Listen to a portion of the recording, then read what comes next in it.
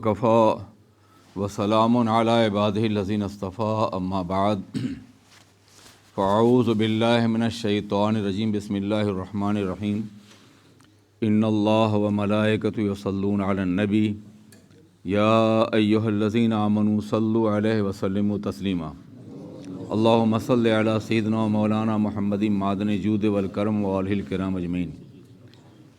بسم اللہ الرحمن الرحیم۔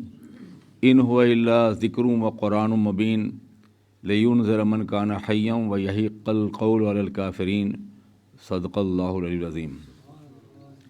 اللہ ارشاد فرماتا ہے کہ شعر پیغمبر اعظم کے منصب کے خلاف ہے، ان کے لیے مناسب نہیں تھا کہ انہیں شاعری کی تعلیم دی جائے۔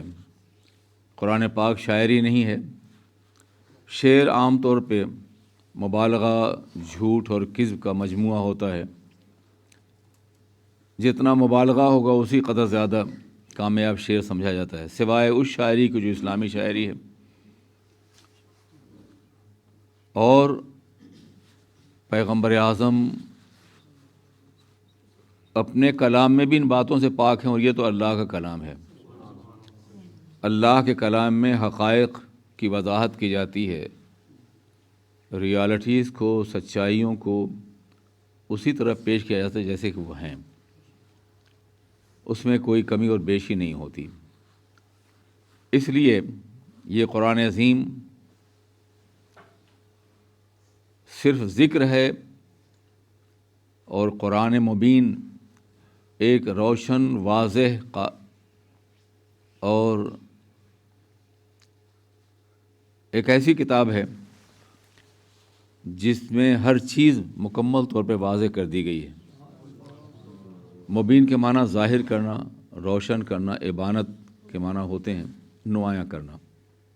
ہر چیز روشن ہے، نمایاں ہے۔ اب یہ قرآن پاک کا اعجاز ہے کہ آج سے 1400 سال پہلے کا انسان جس طرح قرآن پاک کو سمجھتا تھا، آج کا انسان بھی ویسے ہی سمجھ رہا ہے۔ ہوتا یہ ہے کہ جیسے جیسے انسان تمدن طرف بڑھتا ہے، مدنیت کی طرف، تو ذہن کے مطالبات اور فہم کے دائرے وسیع ہو جاتے ہیں۔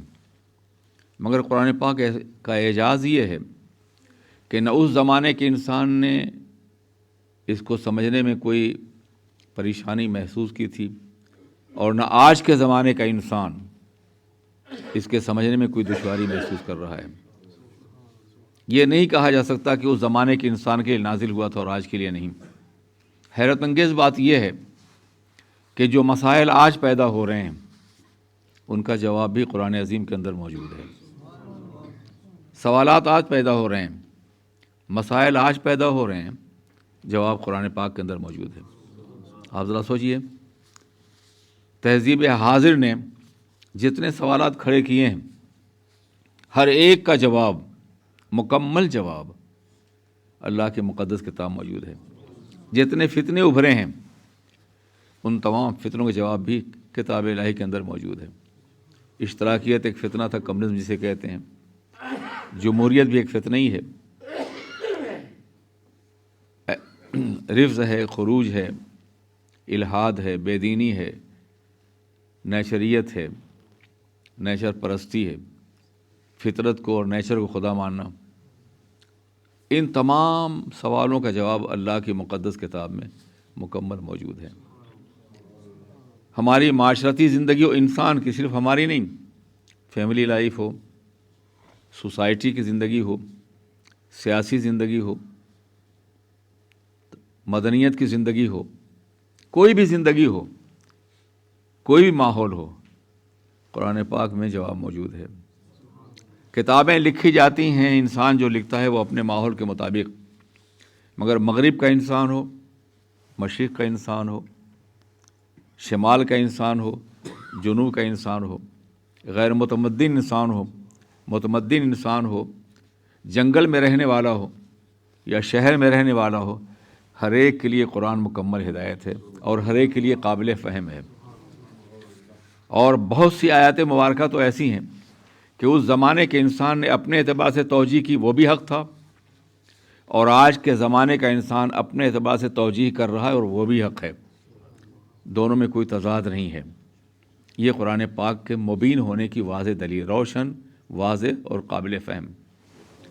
بلاغت کی تعریف بھی یہی ہے اور فصاحت کی بھی۔ بلاغت کی تعریف یہ ہے کہ کلام مقتضائے حال کے مطابق ہو، جیسی ضرورت ہے، جیسا تقاضا ہے اس کے مطابق ہو۔ تو آپ جانتے ہیں کہ اس زمانے کا جو تقاضا تھا اس کے مطابق بھی ہے، اور آج کے زمانے کا جو اقتضا ہے اس کے مطابق بھی ہے۔ فصاحت کہتے ہیں جو ہر طرح کے اغلاق سے، ناقابل فہم عبارت آرائی سے پاک ہو، یعنی ایسی عبارت نہ ہو، ایسا جملہ نہ ہو جسے سمجھا نہ جا سکے۔ اس کی بہت سی وضاحتیں کی گئیں، اردو میں آپ سمجھ سکتے ہیں، سمجھ میں صاف آ جائے فصاحت اس کو کہتے ہیں، سمجھ میں صاف آ جائے فصاحت اس کو کہتے ہیں، اثر ہو سننے والے پر بلاغت اس کو کہتے ہیں۔ تو قرآن عظیم آج سے 1400 سال پہلے بھی فصاحت کے نقطہ انتہا پہ تھا، اور آج بھی بلاغت کے نقطہ انتہا پہ تھا، اور آج بھی قرآن پاک کا یہ اعجاز ہے جو ہر دور کے لیے مکمل قانون فراہم کرتا ہے، ہر دور کے لیے قابل فہم ہے۔ کیوں قرآن پاک کو مبین بنایا گیا؟ اللہ نے نازل فرمائے، لفظ بنایا سے رجوع کرتا ہوں، یہ اللہ کا بنایا ہوا کلام نہیں ہے، اس کا کلام ہے، کلام اس کا ذاتی ہے، نازل کیا ہوا ہے، سمجھا آپ نے، اس کی مخلوق نہیں۔ تو قرآن پاک کیوں روشن ہے، کیوں واضح ہے؟ لِيُنذِرَ مَنْ كَانَ حَيًّا وَيَحِقَّ الْقَوْلُ عَلَى الْكَافِرِينَ۔ دو باتیں، وہ جو زندہ ہے اسے ڈرائے، اور جو کافر ہے اس کے لیے مکمل طور پہ حق کو واضح کر دے، جسے احقاق حق کہتے ہیں، حق کو واضح کر دینا، حق کو روشن کر دینا۔ تو جو زندہ ہے اسے ڈرائے، اس سے وہ مومن بھی مراد ہیں جو قرآن پاک کے نظام کو سمجھتے ہیں، اور وہ کافر بھی مراد ہیں جن کے دل زندہ ہیں۔ کافروں میں دو طبقہ، ایک کافر کا طبقہ ایک جس کے دل پہ مہر کر دی گئی، اس کا دل زندہ نہیں، اور ایک طبقہ وہ ہے جو حق کو سننے کے لیے تیار ہے۔ اس کی مثال ابو جہل اور جناب عمر فاروق کی ہے۔ دشمنی دونوں نے بھی کی تھی، مگر ایک کا دل زندہ تھا، منور ہو گیا، اور ایک کا دل مردہ تھا، وہ کبھی ایمان نہیں لایا، جہنم میں گیا وہ۔ جناب عمر نہ صرف یہ کہ اپنے دل کی زندگی سے ایمان لائے، بلکہ اللہ اور رسول، اللہ کے رسول اور جناب اکبر سب سے بڑے انسان بن گئے۔ آقا فرماتے ہیں لو کان بعدی نبی لکان عمر، اگر میرے بعد کوئی نبی ہوتا تو جناب عمر ہوتے، جبکہ تلوار لے کے چلے قتل کرنے کے لیے۔ دل زندہ تھا۔ دل کی زندگی دراصل اصلی زندگی ہے۔ ہمیں ہے خوف دل زندہ تو نہ مر جائے کہ زندگانی عبارت ہے تیرے جینے سے۔ انسان کی زندگی دل کی زندگی سے ہو۔ ایک دل کی زندگی وہ ہے جو ہمارے فزیکل ہے، جب تک خون پمپ کر رہا ہے دل زندہ ہے، اور ایک زندگی وہ ہے جو حق کو قبول کرنے والی زندگی ہے دل کی۔ تو جن کے دل زندہ تھے، جن میں ضد نہیں تھی، انانیت نہیں تھی، بغاوت نہیں تھی، بلکہ واقعی وہ سچائی کو سمجھنا چاہتے تھے، ان کو قرآن ڈرانے والا ہے۔ اور جن کے دل مردہ ہو گئے ہیں، ان کے لیے حق کو ثابت کر کے انہیں اپنے حال پہ چھوڑ دینے والا ہے۔ وَيَحِقَّ الْحَقُّ عَلَى الْكَافِرِينَ، اور اتمام حجت کر دے کافروں کے اوپر۔ کیوں اتمام حجت ضروری ہے کافروں کے لیے؟ وہ کہہ سکتے تھے ہمیں کوئی ڈرانے والا نہیں آیا تھا، ہمیں کوئی بتانے والا نہیں تھا، ہم کیسے ایمان لاتے؟ کل قیامت میں عذر پیش کرتے کہ ہمیں کسی نے بتایا ہی نہیں تھا، ہمیں کسی نے ڈرایا ہی نہیں تھا، آخرت کا تصور ہی نہیں دیا تھا، اس لیے ہم باغی رہے، دور رہے، کافر رہے۔ تو ان کے لیے احقاق حق اور اتمام حجت مکمل ہو جائے، اس لیے قرآن پاک کو نازل کیا گیا، تاکہ وہ قرآن پاک کے ذریعے سے لوگوں پہ سچائی اور صداقت بتا دیں۔ اگر کوئی نہیں ایمان لاتا تو اسے سزا ملے گی، کوئی ایمان لاتا ہے تو اسے جزا سے نوازا جائے گا۔ اللہ تبارک و تعالیٰ ہمیں آپ کو قرآن پاک کو کی فہم کی توفیق عطا فرمائے۔ ربنا تقبل منا انک انت السمیع العلیم. صلی اللہ تعالیٰ علی خیر خلقہ محمد و آلہ وصحبہ اجمعین برحمتک. بس اتنا ہی کہا تھا میں نے کہ تقریر